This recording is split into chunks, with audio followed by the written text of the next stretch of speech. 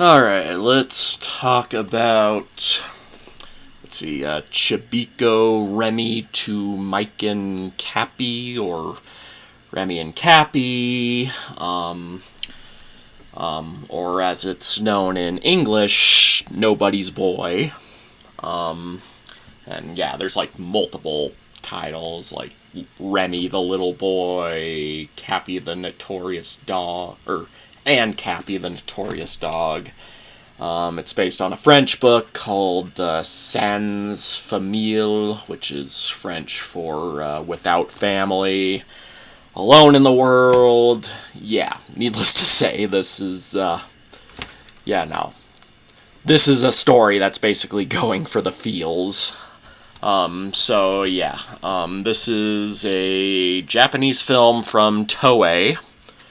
And I'm kind of surprised I hadn't seen this one earlier, because, because I did watch an English dub of it, and kind of surprised it never got uploaded anywhere. And yeah, it even has Jim Bacchus voicing the titular dog, Cappy. He's kind of the comic relief sidekick character. And yeah, for those of you who don't know, Jim Bacchus is the voice of Mr. Magoo. He was also a famous comedian. He's done various acting roles like Gilligan's Island and stuff. So again, this is based on a French book called Sans Famille, or Without Family. And it's definitely one of those sad little orphan stories. You can tell from the multiple titles that every one of them, that it's about an orphan. The story is we start out with this young boy. I guess he's supposed to be 8 years old. He presumably lives with his mother and father. And the mother's this, very nice lady, but the father, not so much. He's quite abusive.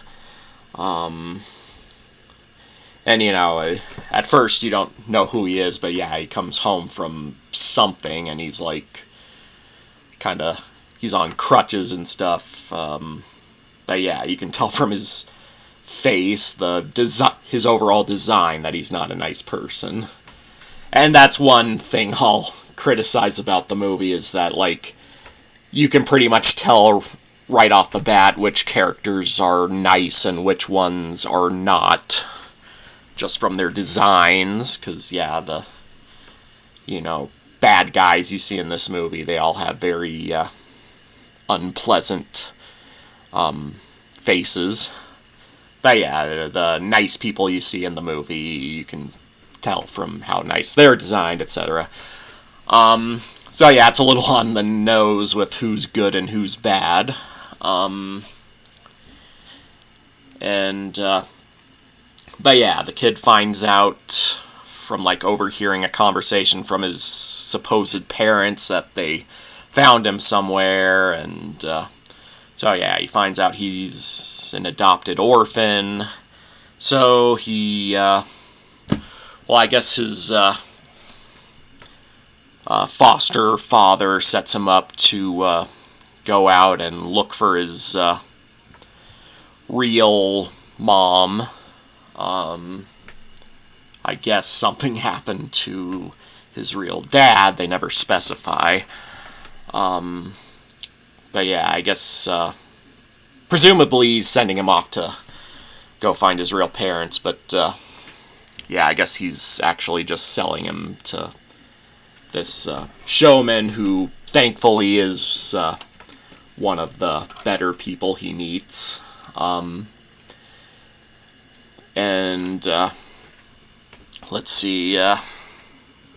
then he, tries to cage his pet dog and parrot, but they manage to escape.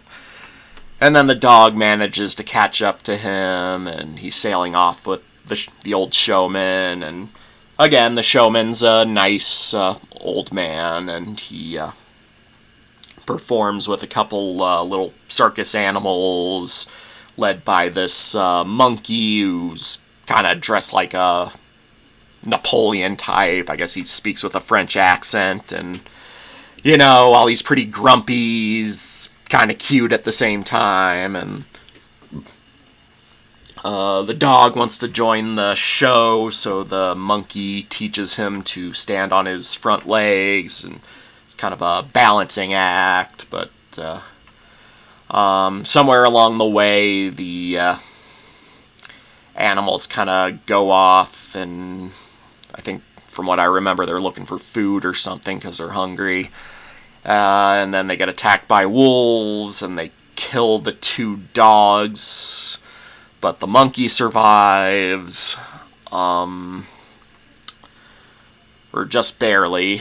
And then they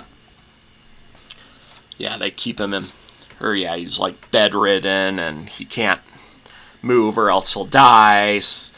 And then, the old man, the kid, the dog, they go out to perform.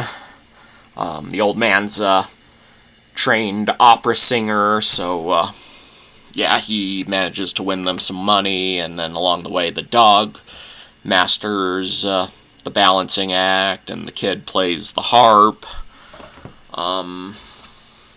So they make some money, but, while the old man is singing, the monkey happens to hear him from their little cottage where they're staying, and then he follows them out there, and then he dies because, he wasn't supposed to move. Honestly, the monkey's death is pretty sad, because I like the monkey. The monkey's probably my favorite character. And then along the way, they, then the old man gets arrested, because, I guess he doesn't have a warrant to perform in the streets. So the kid and the dog are off on their own for a little while. And then they happen across this nice young lady, or, she looks about 30-something. And you can tell she's nice because she's beautiful. That's kind of an unfortunate double standard of old animated films. The nice characters are usually pretty, and the, unpleasant characters are usually not so pretty.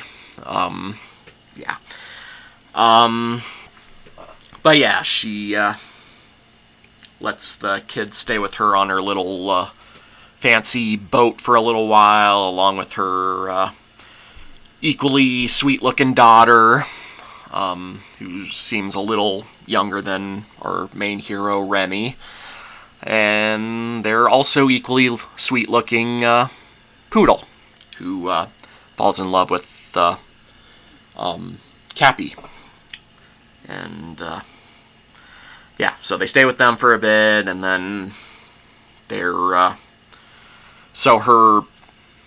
the lady's brother-in-law, so I guess that makes him Remy's uncle, so I guess the brother of her late, I would assume, husband, somehow he manages to board the boat, and, you can tell right from the offset that he's the villain of the movie. He has this equally sinister-looking vulture pet. And then, let's see, the old man who finally gets out of prison, he catches up with them, and, he can't, Remy offers him to stay with them, but, the old man has to go off on his own, I guess. And Remy decides he should help the old man because he's old. And he says he'll, I think he pretty much promises to return to the nice lady and her daughter later. But yeah, he follows the old man. They get caught in like a blizzard or something, and then the old man grows weak and sick, and Remy takes him into shelter and cares for him for a little while and plays the harp for him. And yeah, the old man is very appreciative, but yeah, then he passes away. And then, let's see, the lady and her daughter. By the way, yeah, the whole time they're talking about, like, this lost son of hers, so gee, I wonder who that lost son could be. And before Remy left, he gave the daughter his little crucifix medallion, charm, whatever, and then the mom sees it and finds out that she put that on her baby when she lost him. So yeah, that means he's the lost son, obviously. And then yeah, they try to find him, but you know, the evil uncle overhears and says he's gonna go look for him. And then he ends up kidnapping Remy and locks him in a tower, guarded by this evil dog. So yeah, we have an evil human, evil bird, evil dog. So it's literally like evil counterparts to our main heroes. Oh yeah, the parrot manages to catch up to them along the way. So yeah.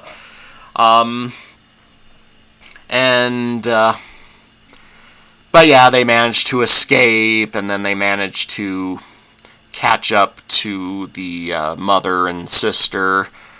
You know, they're traveling away on a train, and then they're on a cruise ship, and then, you know, they manage to catch up to them, and we don't really see what happens to the villains of the movie, the foster father, and especially the uncle, which is odd, because we do see... The last we see of the uncle, he's, like, apparently scheming with his evil dog, evil bird.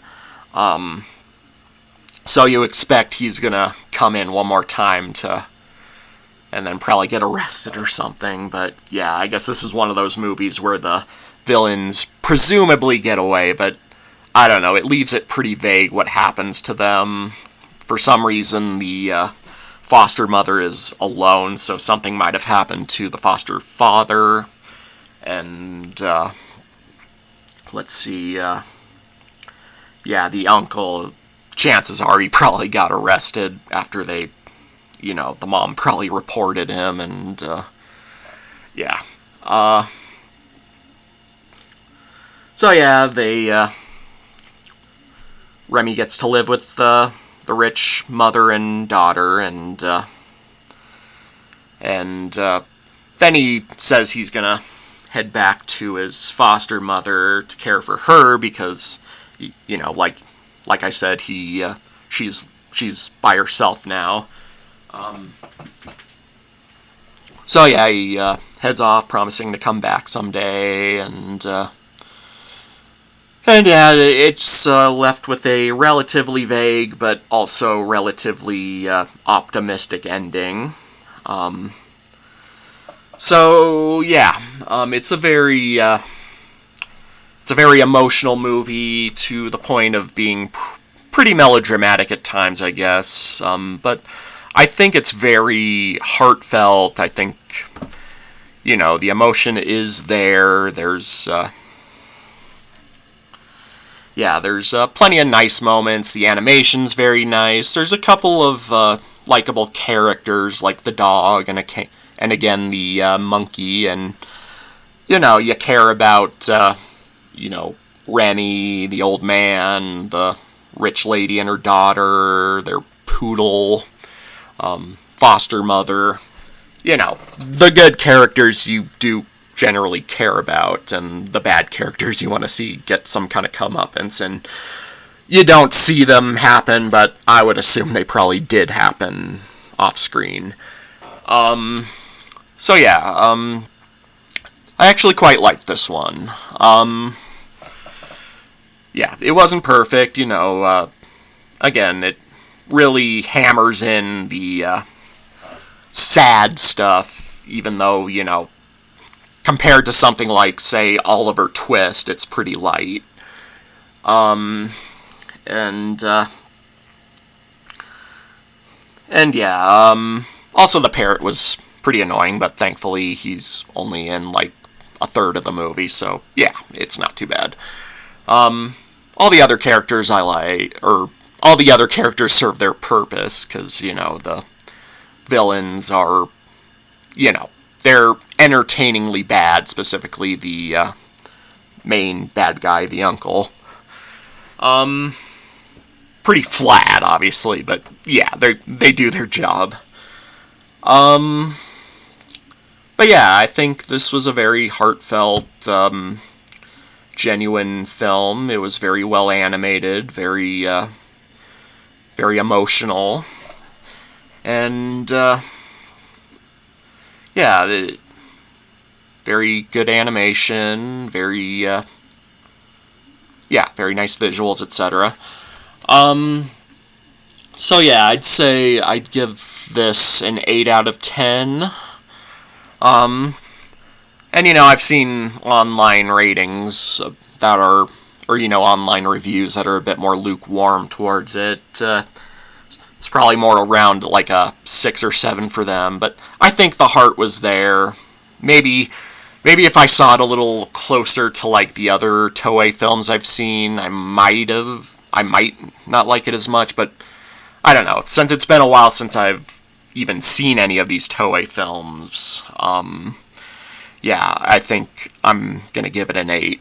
And yeah, someday I'll re-review these movies, all of them, if I can, and just figure out which ones I might have shifted opinion on. Spoiler alert, there are a couple that I've rewatched that my opinion...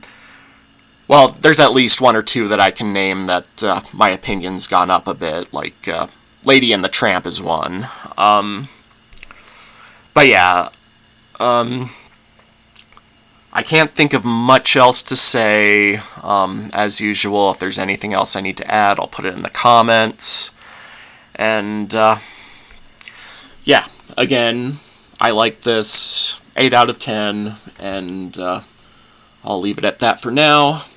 Oh, and yeah, I definitely recommend this film. So yeah, I'll leave it at that for now, and yeah, mash it and smash it, signing off.